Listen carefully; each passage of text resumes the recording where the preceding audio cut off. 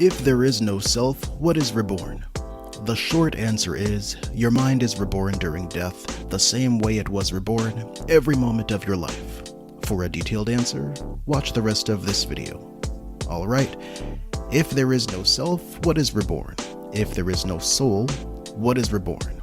This is a very good and very common question that people ask when they're starting to learn about Buddhism. To fully answer it, we need to unpack what Buddhists mean when they use the word self. Many world religions have a concept that, in the English language, is encapsulated with the word soul. What exactly is meant by the word soul can vary between religions. Nonetheless, the idea of a soul is an almost universal concept among world religions.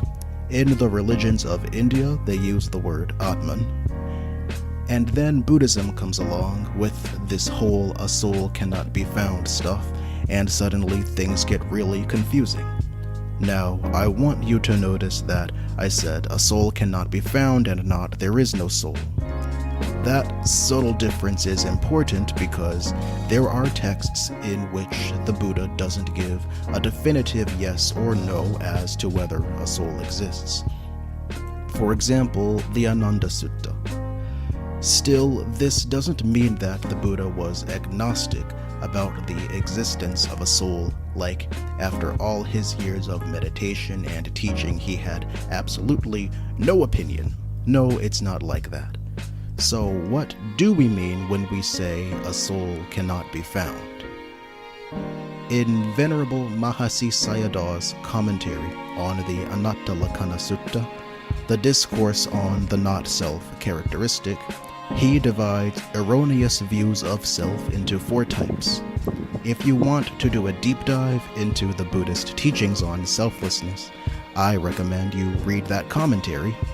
But for the sake of simplicity in this video, I'm going to define the soul like this. The soul is the unchanging part of you that feels your feelings and does your actions. This is the SparkNotes version of what Buddhists intend to communicate when they use words like soul, self, and selflessness. And in this context, soul and self are interchangeable words. This is the concept of Atman that exists in many Indian religions.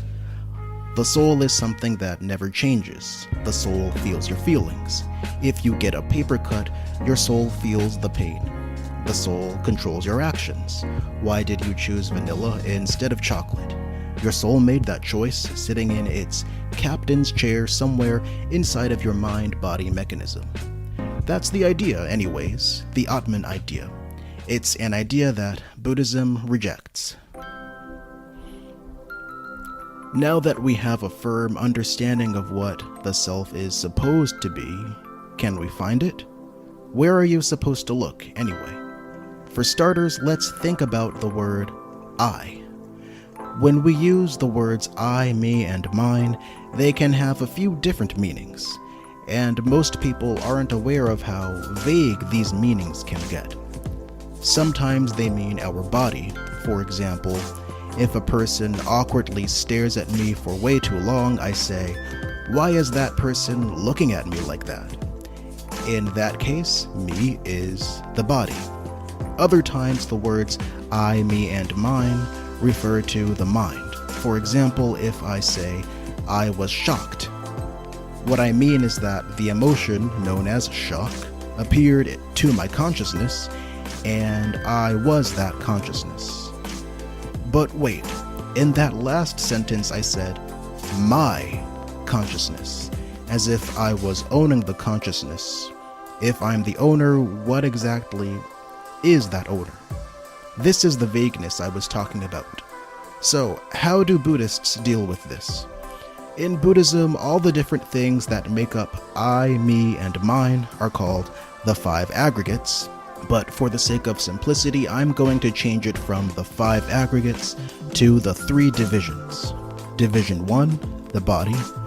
Division 2, the thoughts and feelings. Division 3, the awareness. The first two parts are pretty easy to understand, I think, but the third needs a bit of explanation.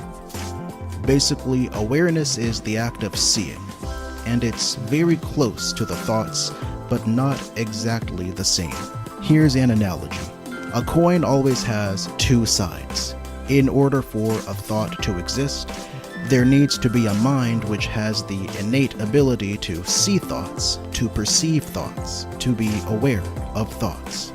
That's your awareness, the act of seeing. At the same time, in order for the act of seeing to happen, there needs to be a thought that is seen. The act can't exist by itself. There needs to be a thought or some other type of perception present in order for the act of seeing to happen. So, thoughts and awareness depend on each other for existence. They're both parts of the larger entity called the three divisions, in the same way that the heads and tails sides of a coin are both parts of the whole coin. They are part of the whole coin, but they aren't the same thing. Heads is not tails, and tails is not heads. This is how Buddhist philosophy explains what awareness is, after you simplify it for a video. In part 1, we defined the self as the unchanging part of you that feels your feelings and does your actions. Alright, so can we find anything like that within the three divisions? Every part of your body changes as you age, so the body definitely isn't a soul. Thoughts and feelings constantly appear and disappear. Even our memories, the most long-lasting thoughts we have, change and disappear. So thoughts and feelings aren't a soul either. What about awareness? In the Buddhist view of things, your awareness is kind of like a blank movie screen, and your thoughts are like images projected onto the screen. Whenever a thought appears, the screen changes from being dark and empty to being illuminated by multicolored lights. In this way, every time a thought arises, fades, and changes, your awareness is being changed at the same time. If that movie screen analogy didn't make sense, let's go back to the coin. Imagine you have a coin and you flip it in the air. As long as the coin is in motion, both sides are moving. The position of both sides is constantly changing. I know this is confusing, so if this still doesn't make sense to you, let's talk about time. Basically, Buddhists believe that every moment of time has a different moment of awareness. Right now, your awareness is seeing and hearing this YouTube video. 1 hour in the future, your awareness will be seeing something else, maybe a funny cat video. The experiences of watching a Buddhist video and a funny cat video are different. Right now, you are experiencing what Buddhists would call Buddhist video awareness, and in the future you'll experience what they would call cat video awareness. Awareness is the act of seeing, hearing, and experiencing. Buddhist videos and cat videos offer slightly different experiences, and therefore, those are two different types of awareness. So, awareness is constantly changing too. It changes from Buddhist videos to cat videos, to eating dinner, to brushing your teeth, to dreaming, to waking up, so on and so on. And that's it. There's nothing left to analyze. We looked at every part of ourselves, all three divisions, and couldn't find anything which matched the definition of soul, the unchanging part of you. We tried to find a self and failed. This is the part of the video where I seemingly contradict everything I just said. This may sound surprising, but Buddhism actually teaches that we do have a self. We have a self, but not an Atman. In part 1, we briefly touched upon this word Atman, which is for the most part interchangeable with the word soul in Western religions. The soul, or Atman, is something that never changes. Buddhism rejects this idea because, from the Buddhist perspective, everything in the three divisions is constantly changing. and those three divisions comprise everything that could reasonably be called I, me, and mine. Buddhism teaches that we have a self, which is constantly changing, a self which is made of several parts which work together in unison. It's not that we can't find self. The three divisions are yourself. They are everything that makes you, you, but they aren't unchanging and immutable.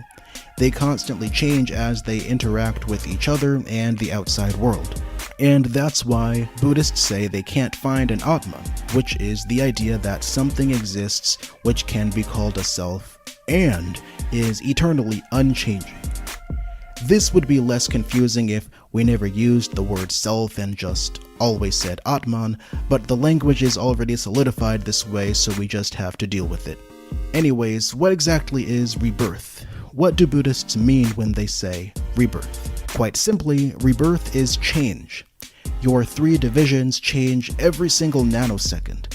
They change into things which are not entirely different or entirely the same compared to what they used to be. Your body changed from a baby's body to what you have now, not entirely the same or entirely different. Everything is constantly changing like that, which means everything is constantly being reborn. This change has been happening for as long as you've been alive, and in the Buddhist view, it doesn't stop when you die. Death is just a more dramatic type of change. Rebirth isn't really about death, it's about change. It's a process of change in which you lose a lot of your memories and your body and get new ones. When people are new to Buddhism, there's often confusion about whether ideas like rebirth should be interpreted in a literal way or a metaphorical way. The answer is literal. Every school of Buddhism believes in literal rebirth. Literal rebirth meaning you die and come back to life as another sentient being, sometimes a human, sometimes an animal, maybe even an alien. Yes, there are sutras which talk about aliens practicing Buddhism. There are a lot of things I could say about the reasons why this confusion exists, why sometimes even serious teachers of Buddhism seem to enable this confusion, but that will have to go into another video. In the meanwhile, if you want to learn about how literal rebirth has always been in Buddhism, I recommend the book Rebirth in Early Buddhism and Current Research by Bhikkhu Analāyo. I will leave an affiliate link in the description box. Thank you very much for watching. If you found this video interesting, please click the like button and subscribe. May all sentient beings, infinite as space, in every possible universe, benefit from this video. May they be free of suffering forever and ever, especially the ones who have hurt me.